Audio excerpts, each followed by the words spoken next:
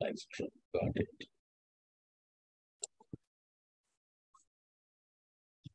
Sir, can you start, sir, class? Yes, I can start, but just now 2 people have joined. Okay, okay. Thanks.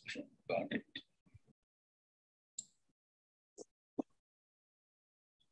Sir, can you start, sir, class? Yes, I can start, but just now 2 people have joined. Achha.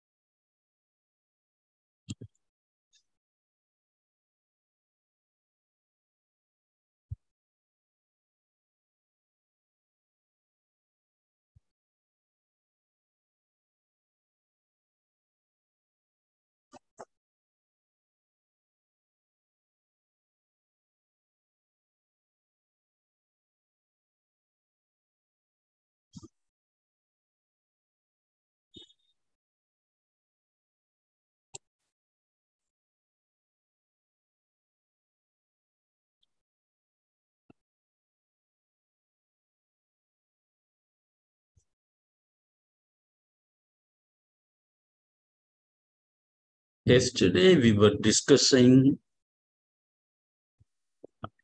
about organization behavior.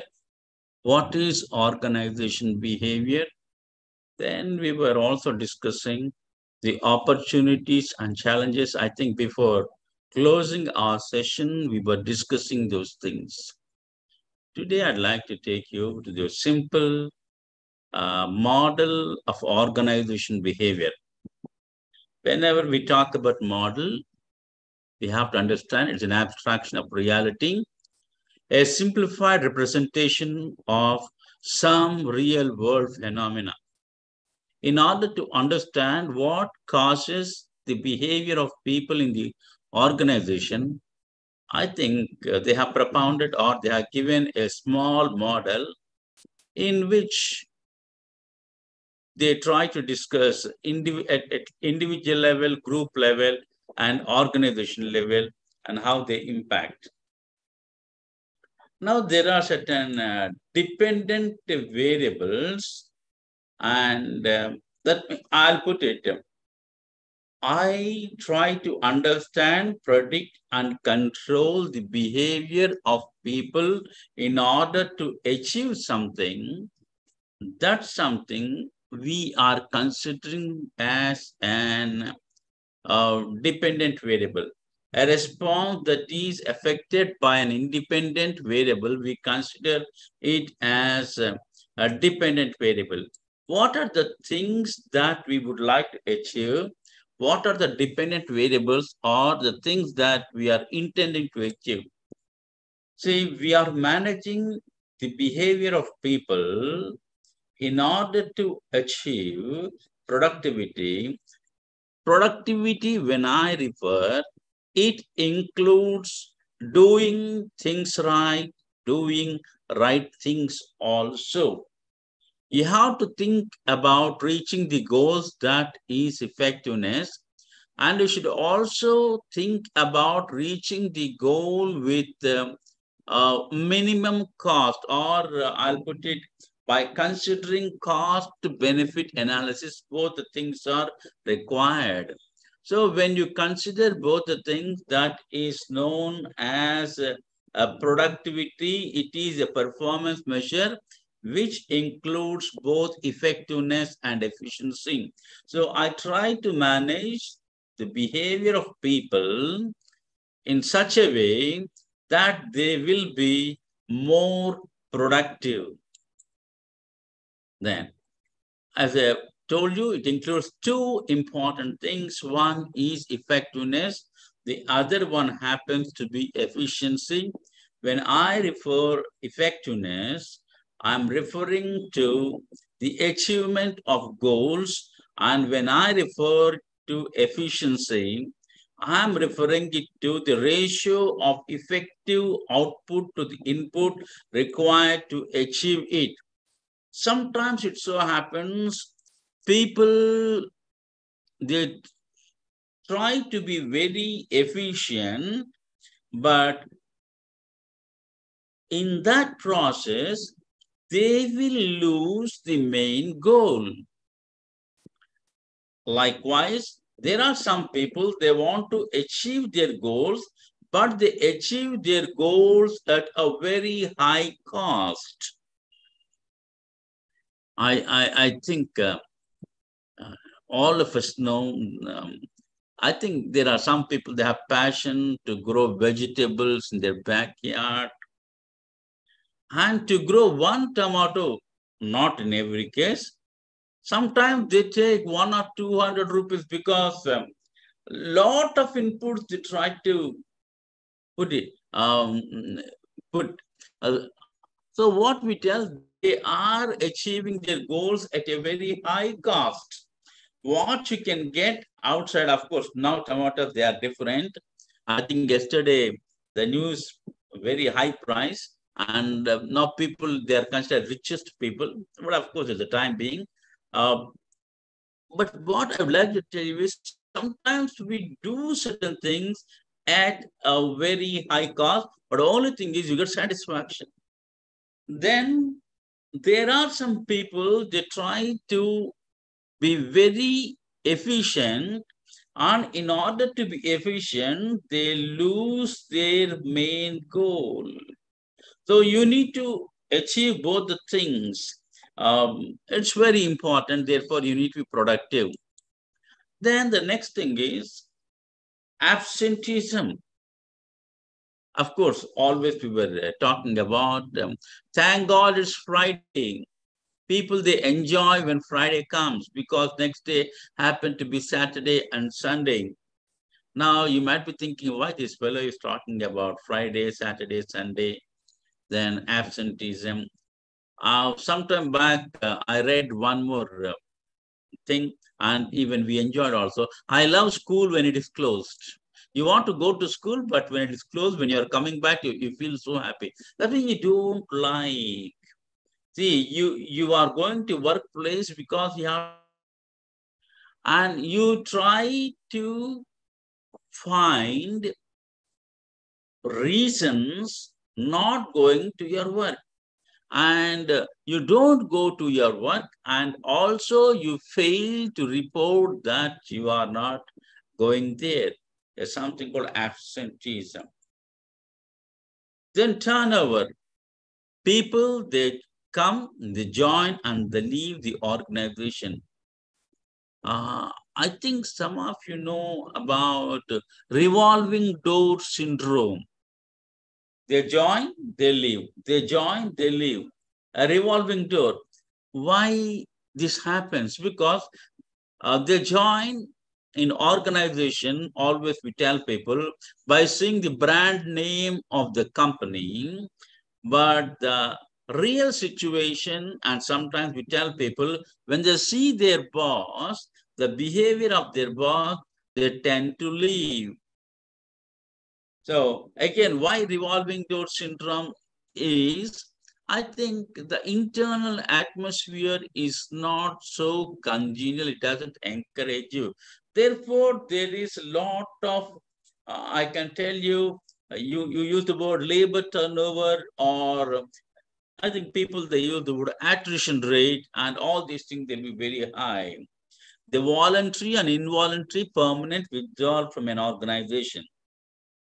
I think for a long time we were taught, I think we were taught about absenteeism, but recently, not recently, I think a few years back, people, they have coined a word, a particular word, that is presenteeism. I think you might be wondering, presenteeism. What is this presenteeism? I think today a lot of research work is conducted on this topic. I had the opportunity of guiding a candidate for PhD on this particular topic. Presenteeism. Many people, they work on absenteeism. The presenteeism concept is, even I think 2 days back, wordsmith, we get daily one word to enrich our knowledge. In that one, they have given this particular word. So people, they go to office and their contribution will not be that much. Even then they go. For example, you got conjunctivitis, of course, they specially, you're not well, still you go to office because you have exhausted your cash leaves, or the situation is not good. If you do not go, I think your presence should be there, therefore you go. But in fact, when you try to judge in terms of your contribution will not be that much. So you consider that concept as presenteeism. You go to office, but contribution won't be that much. See, absenteeism, okay, you can measure. Presenteeism, difficult to measure. So all these are dependent variables. That means you are trying to understand, predict, and control the behavior of people because you want to achieve some of these goals. Then there is a behavior that we call OCB behavior, organizational citizenship behavior. And again, I had the privilege of evaluating a research work on this topic. OCB, organizational citizenship behavior. It is a discretionary behavior that is not a part of an employee's formal job requirements, but that nevertheless promote the effective functioning of the organization. It is like this. You are working in your organization. I think your colleague has completed his work, but still you are struggling to complete your work. And though it is not his job to help you, he will come forward, he will try to help you to complete that particular work. I think the picture shows very clearly that a friend is trying to help his friend in order to reach the stars. Okay. Now, this is a discretionary kind of behavior, though it's not a part of my job. Still, I do it. I extend a helping hand. I know about a few students of mine, or I can tell you some of the teachers. I used to ask them, Amma, how much salary you are getting in this organization? And those people, they tell, sir, not much. But I asked them, why do you still hang over to this particular place? Why don't you go to some other place where you get a better salary?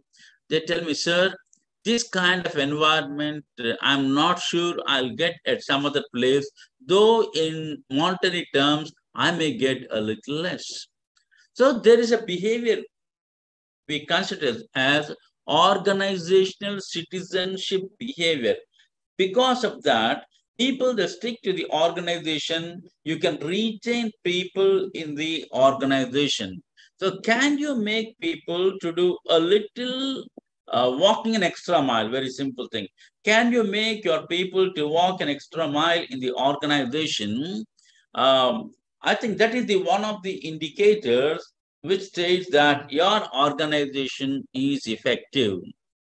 Then we talk about job satisfaction, positive, pleasurable feelings a person derives at the workplace. And again, when we talk about job satisfaction, it has got several aspects.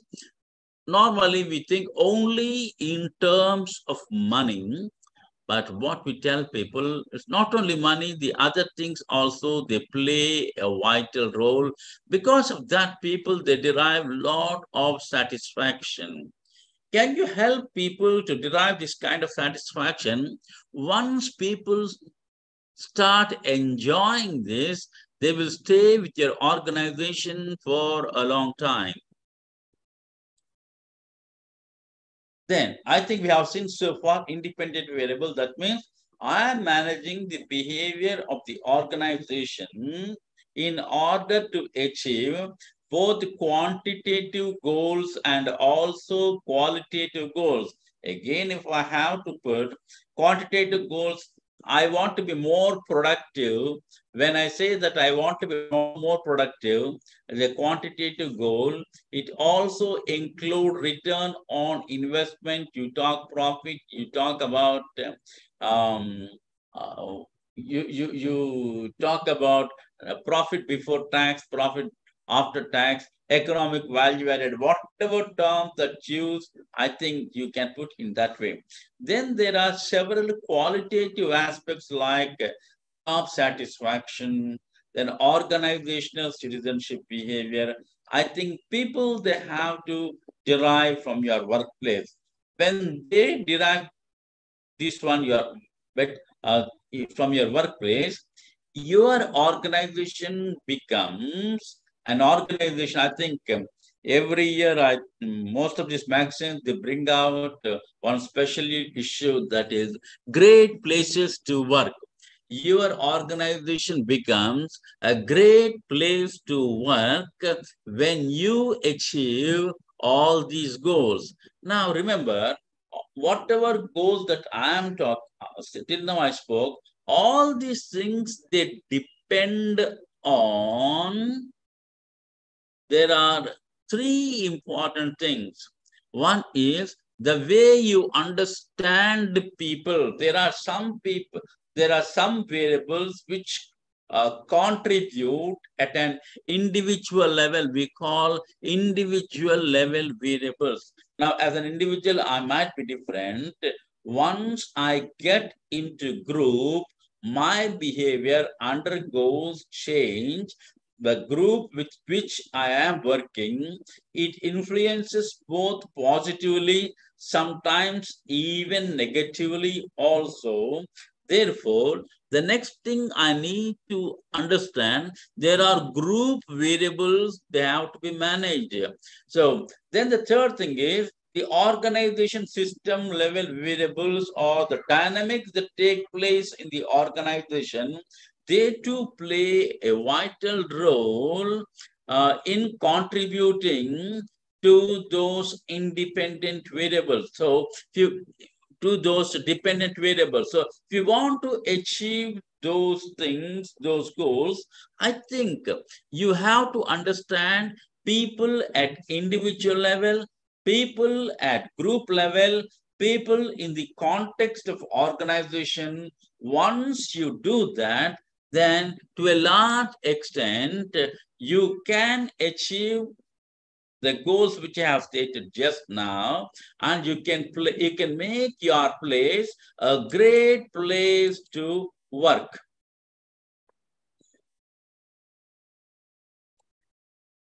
Oh, okay. I have kept this. See, I need to understand people at individual level. I need to understand people at group level, and I need to understand people at organization system level. Once I do that, I think that contributes to these things: productivity, absenteeism, turnover, citizenship, and satisfaction. See, once you manage these things. So in this subject, we are making an effort. I'm not saying by reading a book on this subject, you are going to do a great magic, but a sincere efforts you are putting in order to uh, achieve the goals of the organization. Individual level, if you have to manage, you need to understand their personality, their perception, then their attitude, their motivation, their learning process. See, all these things, they play a vital role, because all these things, they make people to take vital decisions in their life. So the first thing that you need to do, the human input, is you have to understand people at individual level. From there, you have to go. See, I might be different as an individual, but once I get into group, I think the best example I can tell you is, or what I feel is, always I'm reminded Maharadi Karna. I think you heard about him, no? I think there are very few people who do not know about him. Can I get a response?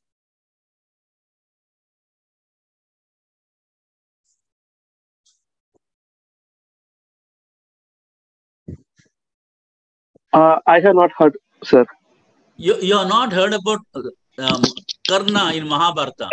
Yeah, Karna. Yeah, Karna. I have Yeah, heard. he's Yes, called yes. Maharadi Karna. If I have to tell in uh, I can Telugu people's language, Dana Veera Sura Karna, devious Ah, Karna.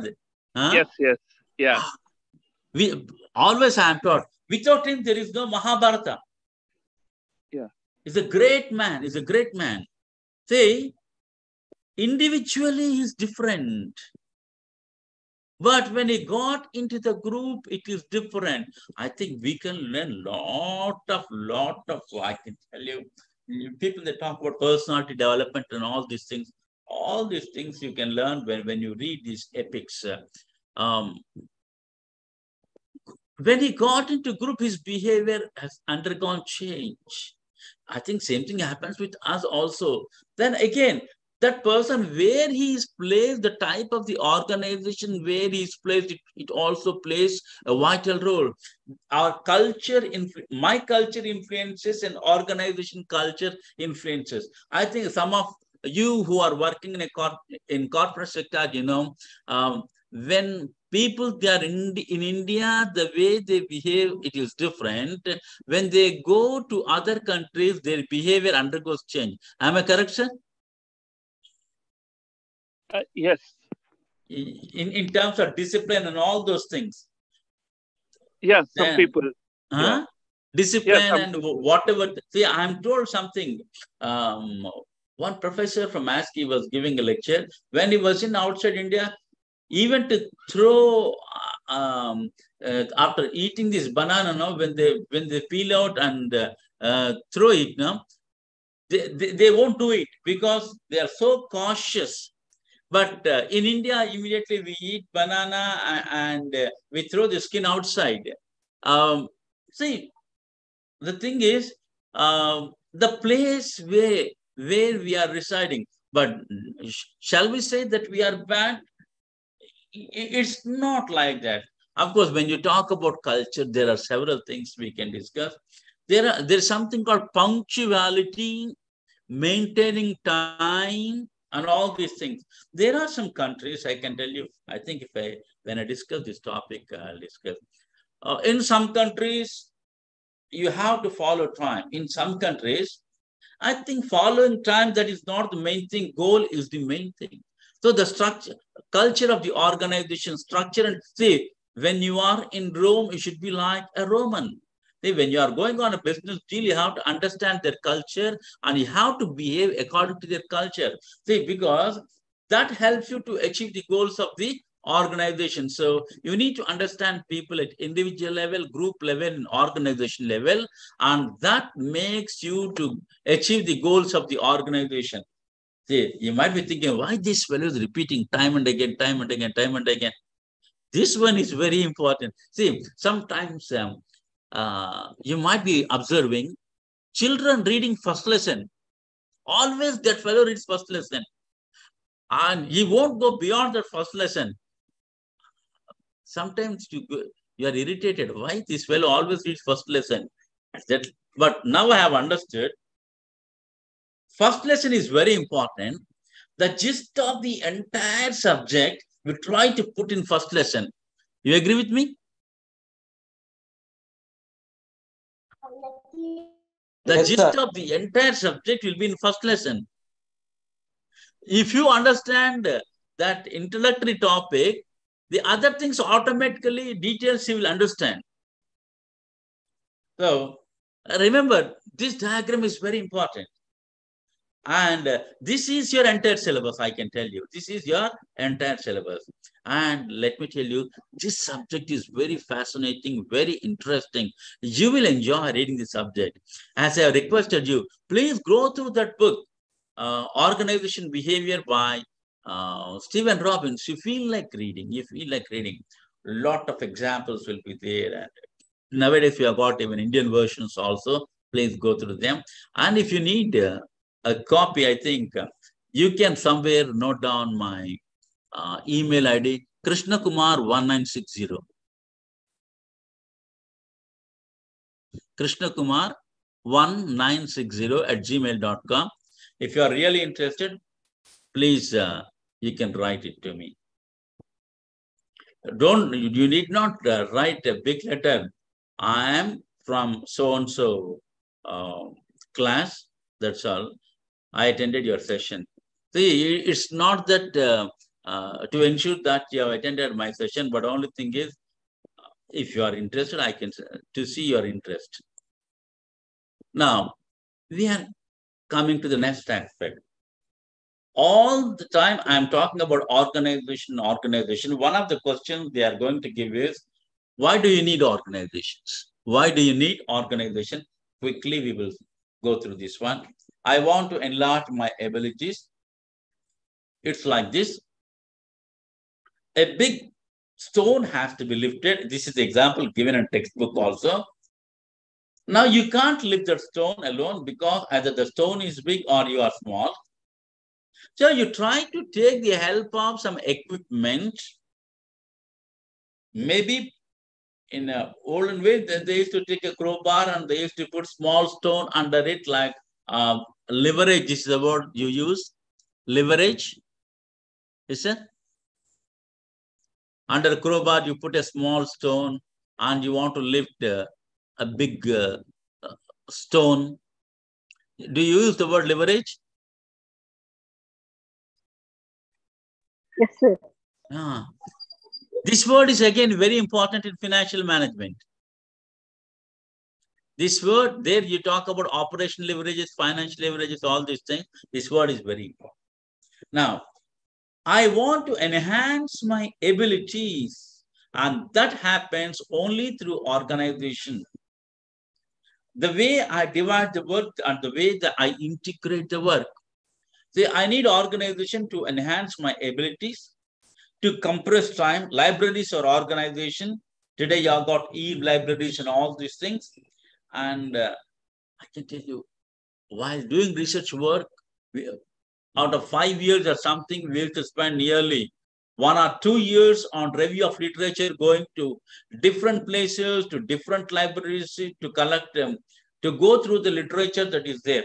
But today we have got an organization you call e-organization, e-libraries, and whatever we did over a period of 2 to 3 years, I think today we are in a position to do it within 1 or 2 months.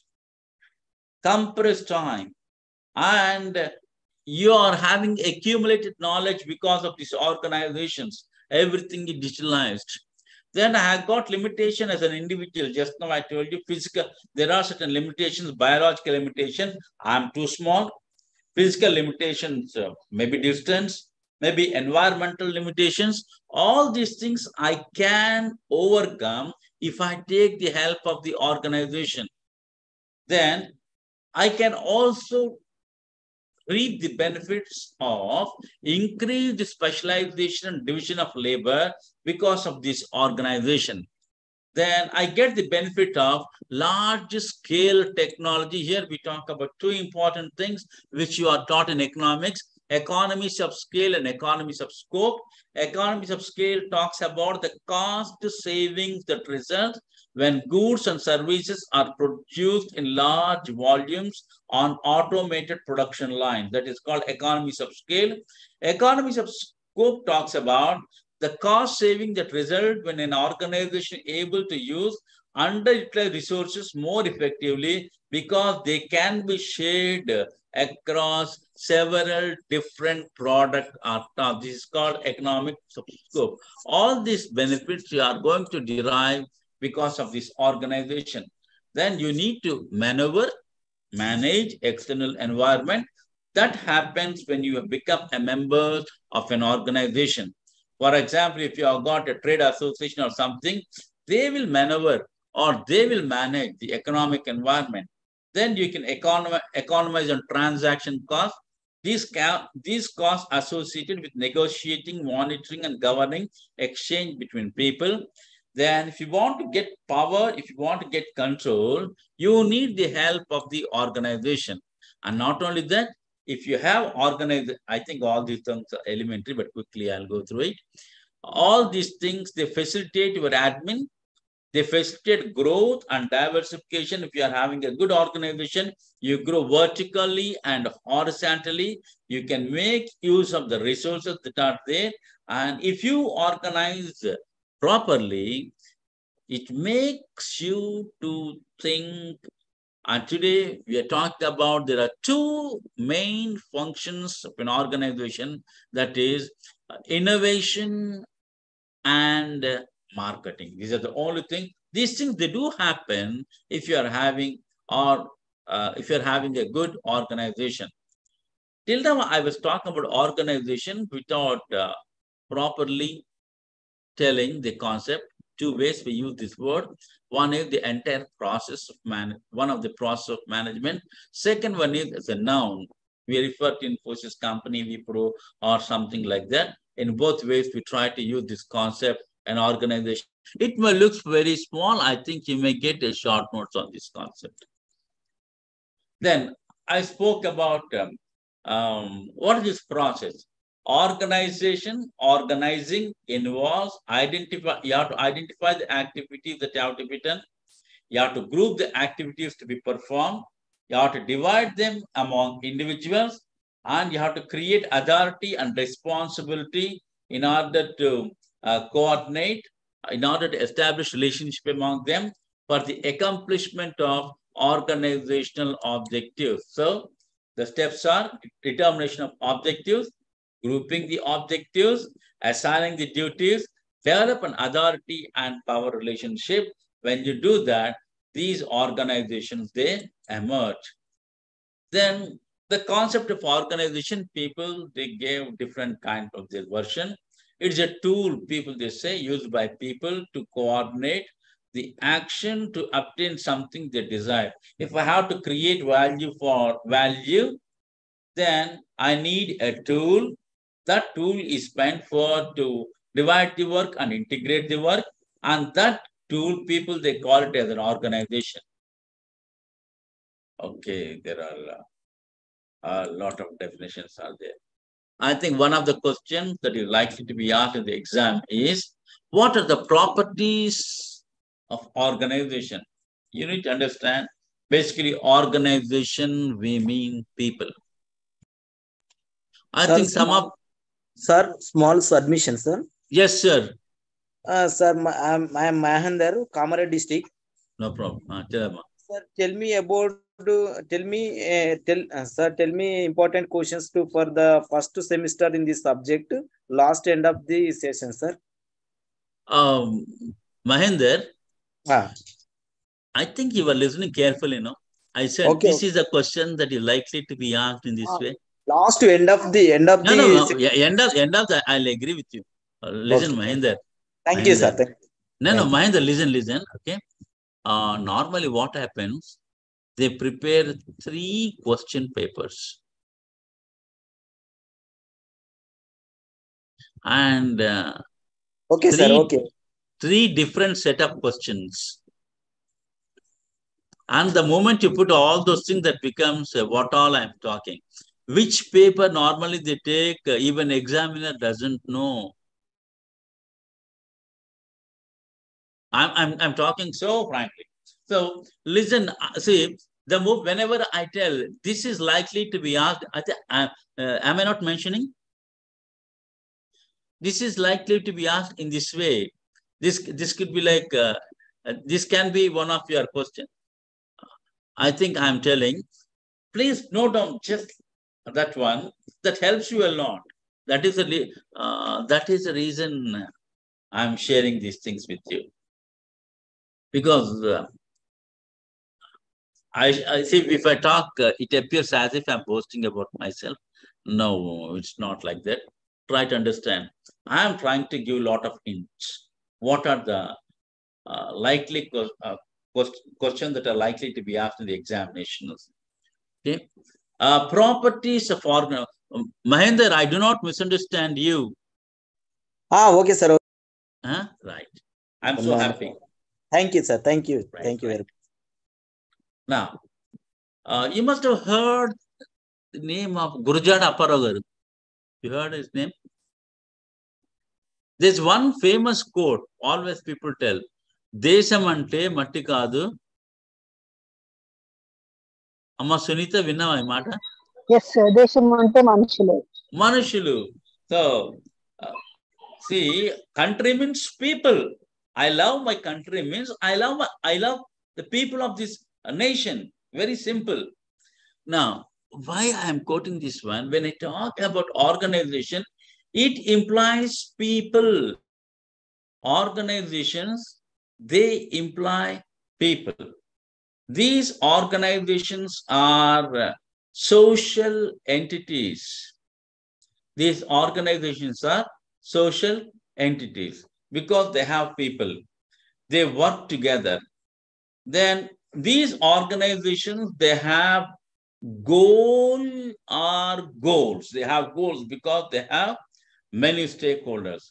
These organizations, they are relatively permanent. Try to understand this word that I'm using.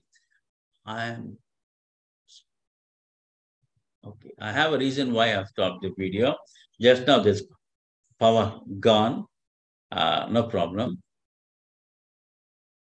Am I audible, sir? Yes, sir. Yes, sir. Right. We can hear you. Hey, current takman poindi. No problem. No.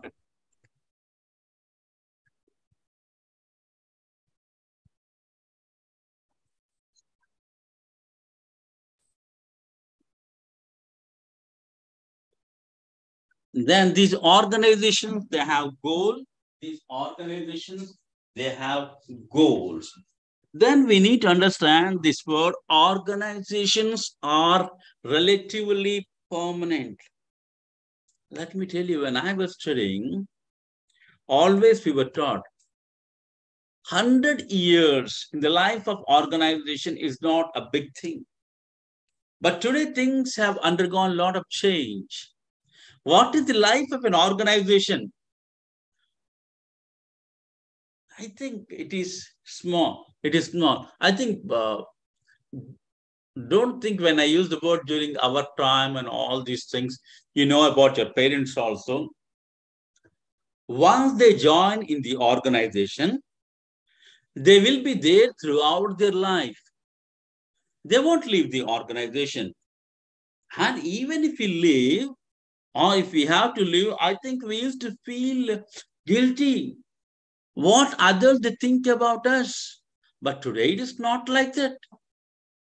First thing is the life of the organization has undergone change. Then there is a movement, young UP, it's called young urban professionals. Some people, they think their success lies in changing the number of organizations. So whatever it is, you need to understand, or we need to understand these organizations are relatively permanent. They are not permanent. Then these organizations, they have a structure, different kinds of structure we have. We used to talk about line structure, staff structure, different kinds of structure. Today, we are operating on network organization. We are connected, work from home, and it has got a lot of implications. Then the next property of this organization is openness. Once upon a time, we were thinking organizations, they are closed, but we have realized these organizations are open. And if I am not wrong, whatever I'm talking, it is subject to correction because I'm not conversant with anatomy and medical sciences, but I'm told our body is open through pores. We have pores on our body. I think we are open because of these pores and other things. We'll try to adjust ourselves with the environment. Am I correct, sir? Can someone correct me? So when it is sweating, the way we behave, when it is cold, the way we behave, it's different. Yes, sir. No. This is what happens when we are open, not completely open, through permissible limit, that is through these pores and other things. Likewise, today's organization, they are open. Today's organizations, they are open. They are open through permissible limits.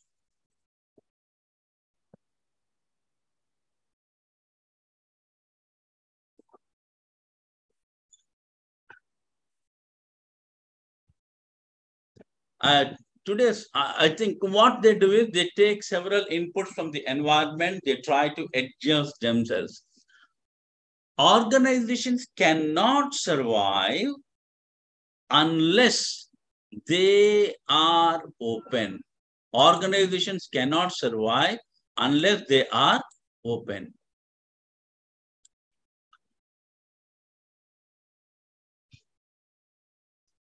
Then a little bit organization theory we will study. The reason is, again, some of these things can be asked as an essay question in the examination. Some of these things can be asked as an essay question in the examination. Therefore, quickly we will go through it. It might be a repetition for those who have done MBA or some of the commerce courses. But I think since it is there in the syllabus, I'm supposed to talk quickly. I'll give an overview. Then organization theory, it is the study of how organization function, how they affect the environment, how they are affected by the environment in which they operate. That's a simple definition of organization theory.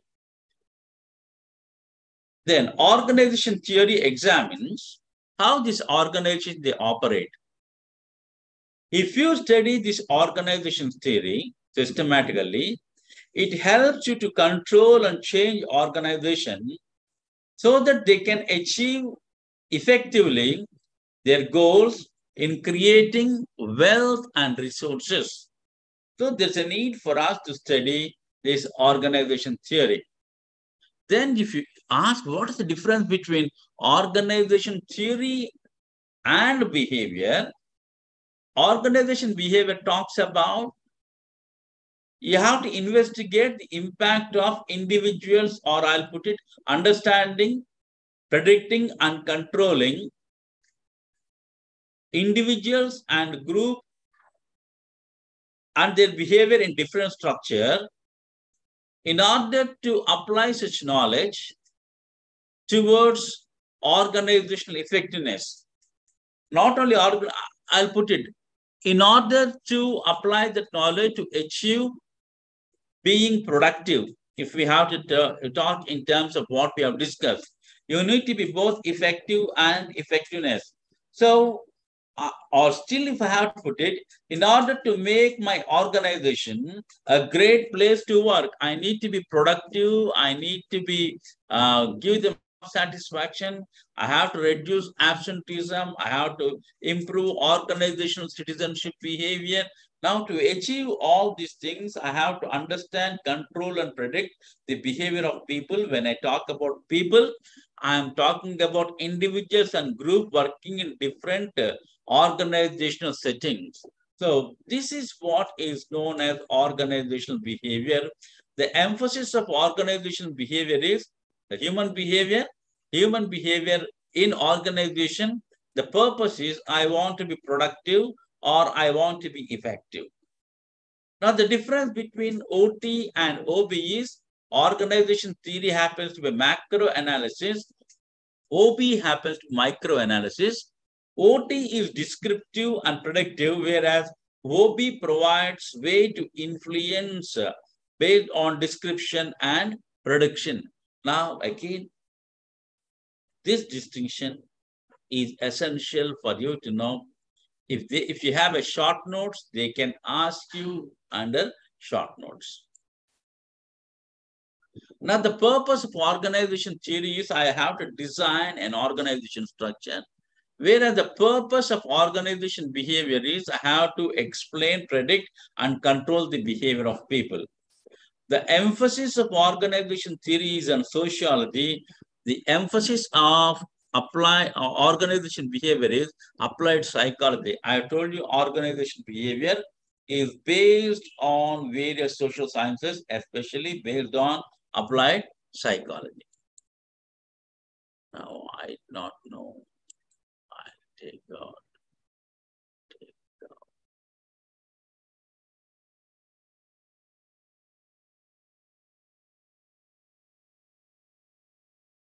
You must have heard about these two words, formal organization and informal or previous one is typology. I'm not sure whether that is included in the syllabus.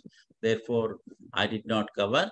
But formal and informal organization, wherever you go, people, they ask you. A formal organization is that one that is created to achieve the predetermined objectives of the organization. Whereas in the case of informal organization, there are no predetermined objectives, just like that they are created. Formal organization is an official hierarchy of relationship. It refers to the structure of well-defined authority, responsibility, manager, subordinate. That's a formal organization. Whereas when you gather based on your human emotions and sentiments, sometimes a class 4 person and class 1 persons, because of so many reasons, because of emotions and sentiments, they are together, that becomes an informal organization. Then formal relations are well planned and created deliberately, whereas informal relationship refers to personal relationships which develop automatically when people, they work together. Now, you may ask, sir, whether we have to follow formal or informal, but I want to tell you is, you may require informal or relationships in order to bind the organization. At the same time, you should never forget the significance of formal relationship. In organizations, you need both formal and also informal relationships in the organization. Both formal and informal relationships are required, I think. Now we will see what is the nature of this organization theory. Organization theory is not a rocket science. It is just a way of thinking about my organization. I try to give my views. I try to present my views. People that try to present their views about the organization, and that has become a theory. Remember, it is an ever-evolving one based on the evolution of our thinking. As our thinking grows, even our way of thinking about organization, it undergoes a lot of change. It is always progressive. Remember these words. It's a macro examination of organization. It predicts the impact of structure on performance and behavior.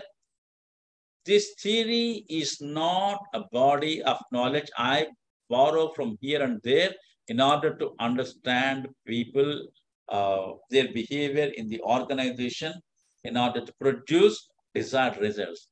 The entire organization theory, we try to put them into three categories. One happens to be classical organization theory, which comprises of scientific management and administrative theory and bureaucracy. Second one, neoclassical theory, it talks about human relations and behavioral theory. And third one happens to be a modern organization theory, which comprises of system and contingency approach. Now, you people are conversant about these things, but still I'm supposed to present and do it. A classical, try to understand these words carefully. The focus of classical organization theory, it says organization is a structure of relationship, power, objectives, rules, activities, communication. These things exist when people, they work together. That means my focus is on relationship, power, objective, these things only. When you move to neoclassical theory, the focus is slightly changing. Here we say the organization is a group of people with common objectives. When you focus on group, here and the focus is different. First one's focus is on the structure. Second one's focus is on group. So when you try to focus on group, here your focus is on their behavior. Here your focus is on their relationships. Here our focus is on their socio-psychological anthropological behavior. So the focus is on group and group activity. That is what happens in the neoclassical theory. As you progress, you realize, see, I need to focus both on the structures and also on people who interact in the subject, in the structure. Therefore, I call the third approach is the modern approach. So, classical theory, neoclassical theory, modern approach. One of the things we need to understand from classical theory, when I move to neoclassical theory or modern theory, let us not under the impression that because classical theory is wrong, neoclassical theory has come. Because neoclassical theory has come, the modern theory has come. Let us not think in that way. What all we need to understand, there are a few limitations in classical theory, and I'm trying to overcome those limitations through neoclassical theory. There are a few things I need to address. Therefore, modern theory has come. So because modern theory has come, it doesn't mean the previous two are wrong. No, it's not like that. That is the foundation. On that foundation, this entire structure has come. Therefore, you need to understand it is an ever-evolving process. I'll put it like this.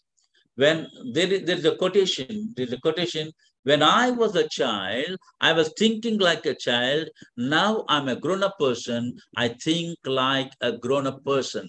So it is ever evolving subject, exciting subject, interesting subject. This will be useful to us in our life. And As you travel through this modern theory and all these things, several things are unfolded, several aspects are unfolded, and all these things we invite into this particular subject. Thank you so much. I think it's time for me to stop. The 5 minutes, I think you have to join even in other group. I can continue with classical theory, but I think you expect me to continue, or can I get response from Radha Krishna or someone? We'll continue next week, sir. Like you are saying, you have other Okay, session. thank you so much. Thanks, because you need to join in some other session. Am I correct, ma'am? Yes, sir. Oh, thank you so much. Thank you. Thanks a lot. Thank you, sir. Bye. Thank you, sir. Wonderful session, sir. Thank you so much. My mail ID is krishnakumar1960@gmail.com. Very simple. I'm not forcing anyone to write it to me. If you desire, you can write. Okay, sir. Thank you. 3 model papers, anyhow, sir? I think you have a number of Radhakrishna or otherwise. Okay, I'll ask Radhakrishna to share his number with you so that whatever doubts you have, he will clarify. Is it okay? Because Okay, he is sir. the connecting point. Okay, sir. Thank you very much. Thank you so much, ma.